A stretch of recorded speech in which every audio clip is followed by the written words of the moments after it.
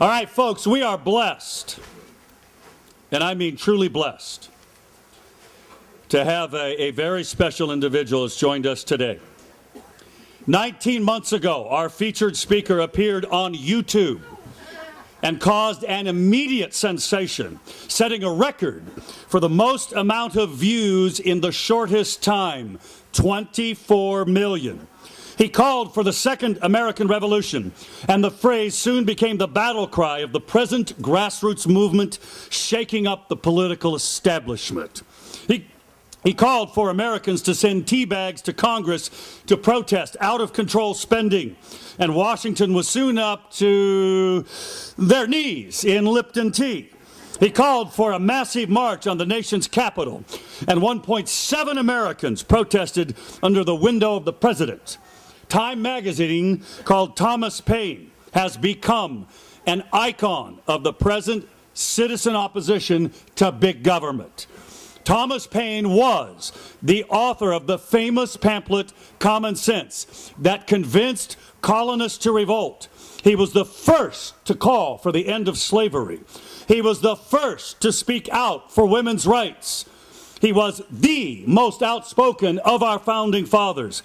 And as always, he is blunt, he is direct, and he's back in modern times to call for a return to reason, common sense, and respect to our Constitution.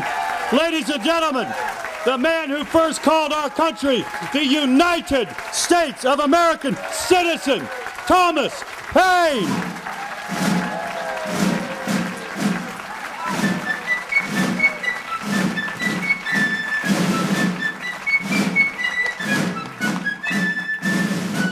I stand before you, a recently humbled man.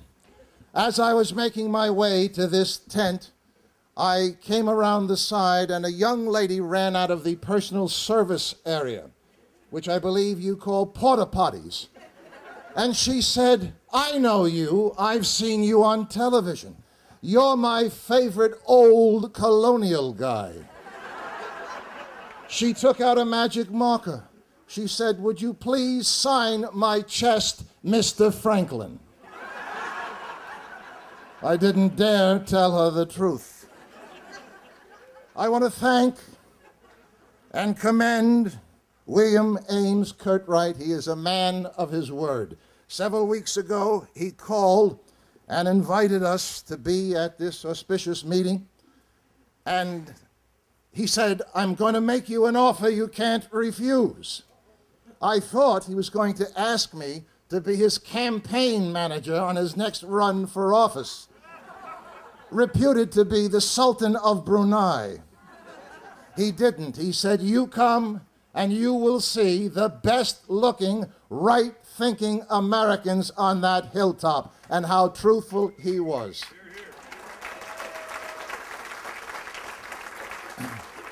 My dear friends, the worst of times is the best of times. And I would like to honor one individual who has provided both for us today. A gentleman who has done what only King George III of England did in 1774, what only 362 Japanese planes did on December 7th, 1941, and did what only 12 insane Islamic terrorist did on 9/11.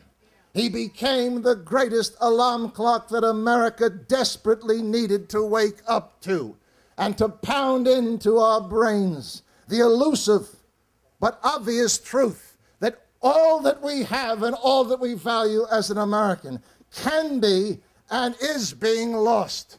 So I say hail to Barack Hussein Obama.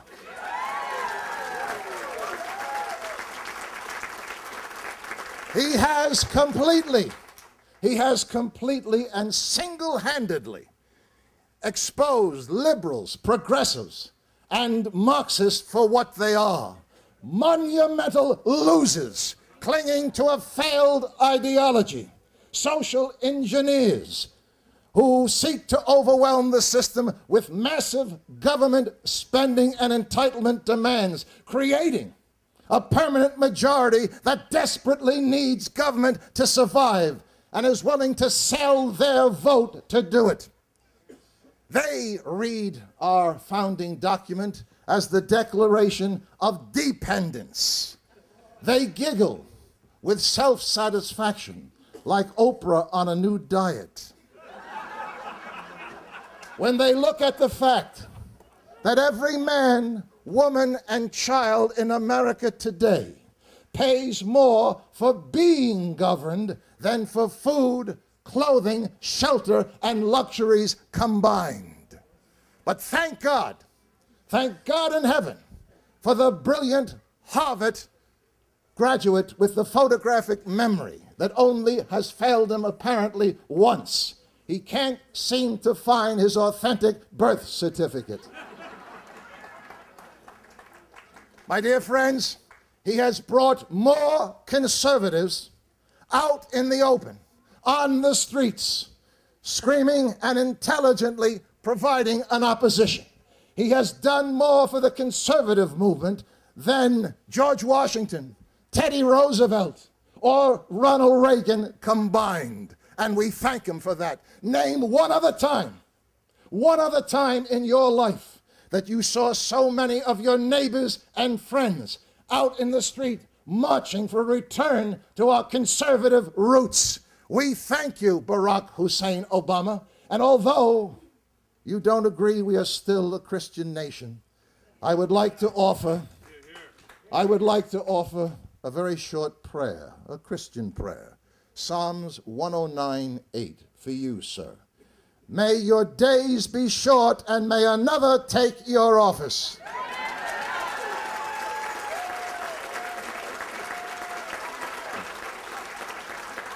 I'm here to bear witness, my friends.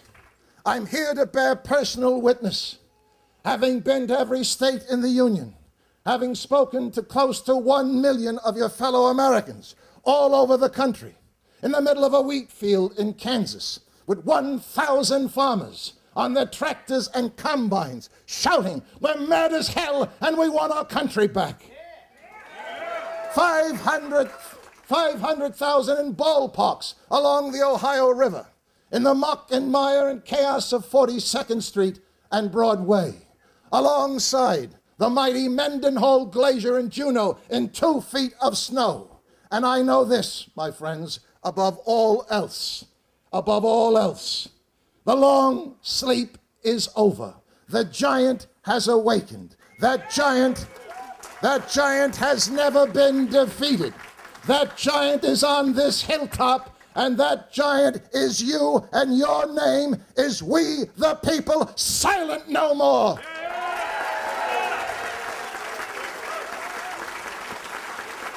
April 14th, 2009, 0.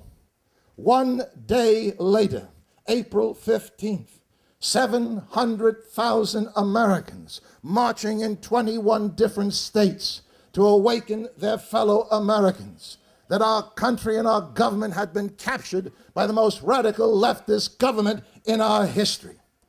On that day, your Speaker of the House, the delusional, reality-challenged, congressional Mona Lisa with the frozen smile,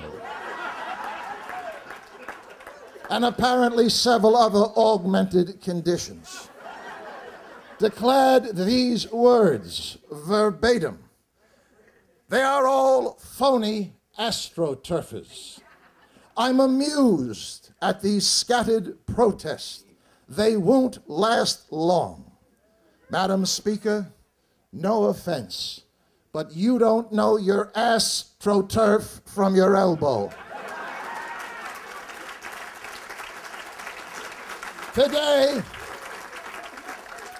Today, Saturday, September 18th, on this hilltop, you Eagles are part of the greatest adventure of the 21st century, the largest grassroots movement in our history. You are writing a new chapter in the story of America. 16 million and growing. 16 million and growing who are listening to what an arrogant administration, who turns their back on consent of the governed, refuses to listen to. 22 generations of our war dead, speaking, shouting from their grave, "We are Americans. We died to defeat socialism, not to embrace it."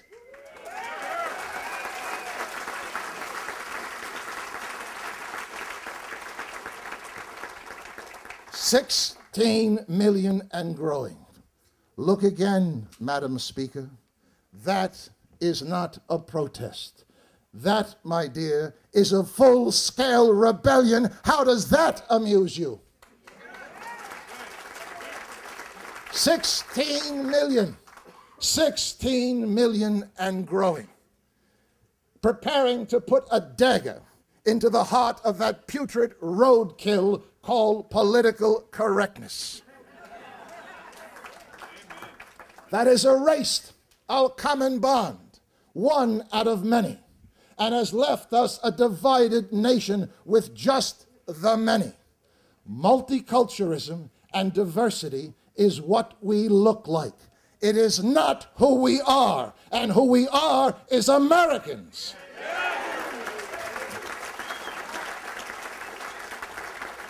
You cannot unite a government, you cannot unite a people around differences. White-America, Black-America, Hispanic-America, gay and lesbian-America. What's next? Part Italian, half Jewish, 1/5 Lithuanian on my mother's side, fallen away Catholic-America. We have hyphened ourselves to death, and we march to stop that right here and now.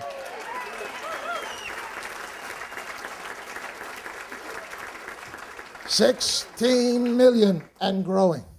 16 million and growing, who fight to oppose those who blaspheme the very name of tolerance by demanding we tolerate every behavior from every special interest group, every political interest group, foreign or domestic with a problem, every interest group but America. When you tolerate everything, you stand for nothing. Tolerance, my friends, is the last virtue of a dying society. This is not a question of tolerance. It is a question of respect and sensitivity. No to a mosque at ground zero, period, end of sentence.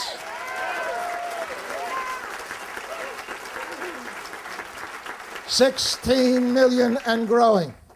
16 million and growing, who 45 days from now will join hands with millions more Americans and begin the long road back to reason, common sense, public morality, and respect for our Constitution by cleaning out a corrupted political system. On November 2nd, this generation's D-Day, we join together to fight organized crime and fire Congress.